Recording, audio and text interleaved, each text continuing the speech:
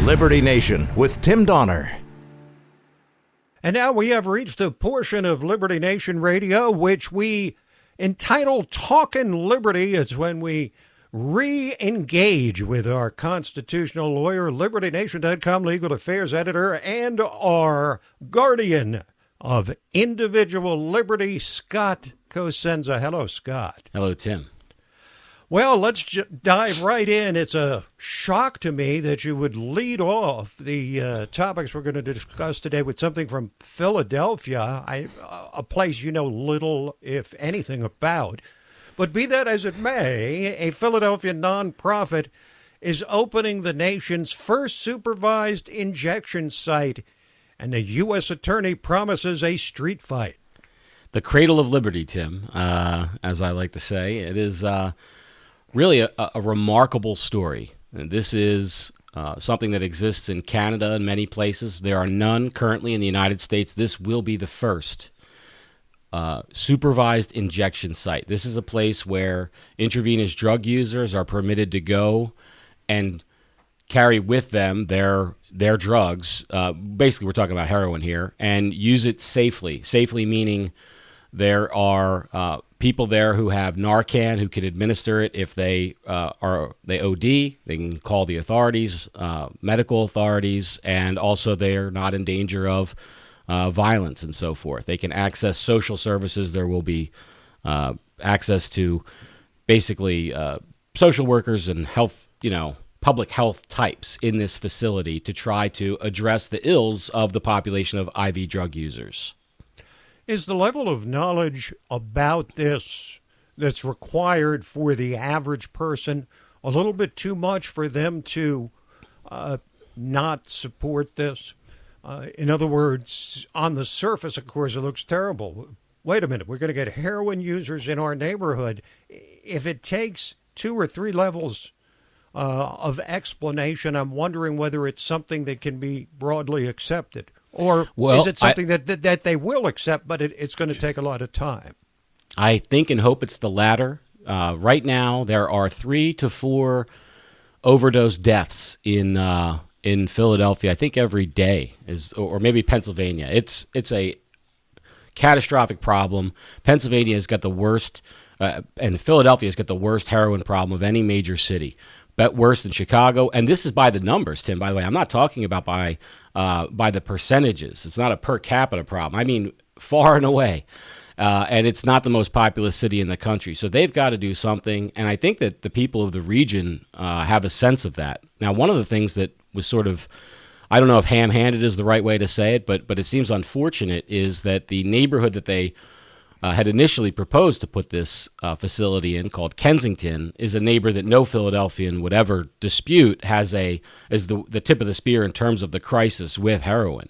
And I think that we'd see a lot less NIMBYism or not in my backyardism from people of that neighborhood than the neighborhood in South Philadelphia where they did open up, or where they have said they're opening up. Now, with that said, there are heroin users all over the city, to be sure, and they could all use some safe access and a chance to not have to die because of their medical condition, this addiction. Well, I hate to sound so cynical, but maybe the fact that so many rich suburban white kids are getting addicted to opioids will open people's minds to alternatives, because whatever's being done now is not working.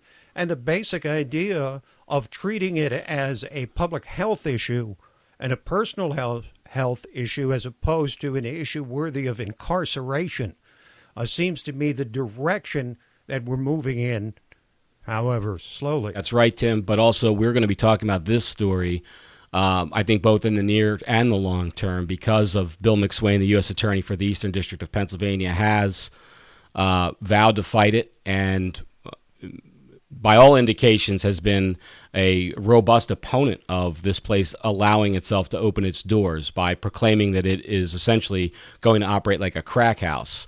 So the administration is committed to fighting this measure, and we're going to have to see how the courts let it all shake out.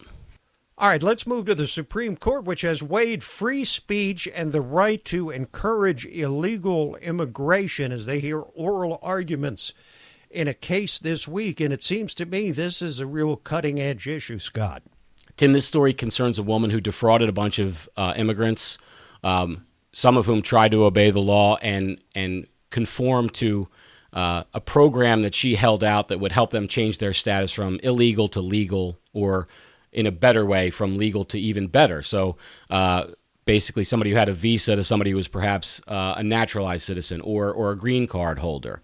And what this woman did was she lied to the people and encouraged them to break immigration law. Now, she was prosecuted successfully for the fraud that she committed against them. She took money as a consultant to help them better their position. So that conviction for the fraud is standing, Tim. But the federal government has also convicted her under a law that makes it a crime to advocate for people to basically go against our immigration laws. It's a lie about speech, or rather, excuse me, it's a crime about speech. So the crime is you spoke in a way that is illegal. And so she has challenged this case and successfully made it to the Supreme Court. The Ninth Circuit ruled that this conviction that we're talking about today was not appropriate, that free speech made it sure that the government could not punish, even though she was advocating them breaking the law. That advocacy itself is protected speech, and that's the case that was heard this week. When's the decision going to come? When they decide to, it's the Supreme Court. When they will tell us. It would be odd for them to issue the decision past the summertime, but that's when this is a long answer for the question. Tim, they'll issue their decision when they're good and ready. We won't know for sure, but by summer. Okay, fair enough. Well, we all know about GPS tracking devices and what they can do to track the directions you're going, and also any number of things. And sometimes GPS tracking devices are installed by the police. And a court has ruled that removing those from your car is not theft. Tim, it seems like when we talk about these stories often, the police will just really seize upon any speck to try to get into somebody's house or car, often without a warrant. In this case, there was a warrant for the initial placement of the GPS tracking device. A judge ruled that there was sufficient evidence to believe this person was a drug dealer and involved in illegal activity. But he found the tracker and removed it from his car. And police actually said, well, that's theft, and we're allowed to now search your car because of this theft. And that's what the court said. The court said, absolutely not. In order to hold that the ultimate search which recovered drugs was warranted, that they need to conclude that people don't have the authority to remove unknown, unmarked objects from their personal vehicles. And so the government was asking for an extraordinary really warrant here, and I use that term, I probably shouldn't even have said it because I use it more broadly, an extraordinary grant, which is that any time they place something on a car, if it's then removed, it is somehow theft and then triggers a non-warrant search possibility. And that's what happened. So they had the warrant for the device. The guy removes the device. They go in without a warrant because of this quote-unquote theft. The court now says, not so fast. And I think it's a great thing because if they hadn't said it, then that just opens, you can imagine, a barn door for police to go ahead and conduct warrantless searches. So it seems that the U.S. House of Representatives has passed an anti-lynching law over 100 years after the first attempt to do so. If you could identify for us whether there are still lynchings that actually occur in the United States or not, and if so, the necessity for this law is what? Well, Tim, it's important to tell everybody that the law has not yet, as we record this, been signed by President Donald Trump. So if they have any lynching they need to do, go ahead and get it out of the way right now. No, of course, right. Murdering someone because of their race is against federal law already. It did not need to be signed into law. And in fact, the reason why I wanted to bring the story to talk about was not because I think it's a good news for liberty, because lynching will now be punished. Obviously, you can't murder somebody, and that's well represented by prohibitions in the criminal law. But what they've done is they've sold this as a kind of, isn't this great thing that addresses this long injustice that we've had in this country, which is that this hasn't been illegal. But unfortunately, Tim, what it does is it adds crimes to the body of the federal criminal law. Some of those include capital crimes, by the way.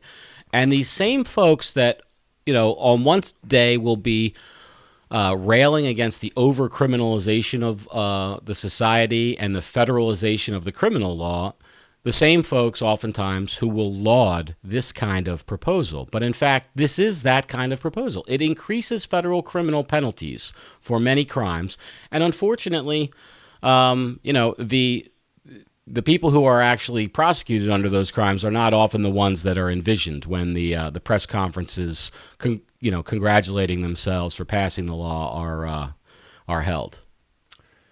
But it sure does signal an awful lot of virtue, Scott. The virtue signaling is great for this bill, for sure, Tim. Okay, finally, the First Amendment doesn't apply on YouTube because it's a private forum, a conclusion that I think all of us had reached long ago, but a judge has officially ruled as such in a lawsuit from PragerU. Yeah, this is actually another Ninth Circuit case. And they upheld the dismissal in a unanimous ruling of Prager University's lawsuit that YouTube somehow basically owed either a First Amendment right to YouTube posters, or B, their failure to do so then allowed them to be opened up to like a false advertising claim. And the district court said no way to both, and the appellate court today also said no way. So I think that's a dead letter moving forward. Thank you, Scott. Thanks, Tim. This program, Liberty Nation Radio and LibertyNation.com's own podcasts, The Uprising, hosted by Scott, and The Rabbit Hole, Politics and Prose, with our own Mark Angelides, all of them available on demand at LibertyNation.com. So that is it for this week, but we'll be back at you next week, same time, same station. Till then, this is Tim Donner saying stand up for liberty. And we'll see you next time on Liberty Nation Radio.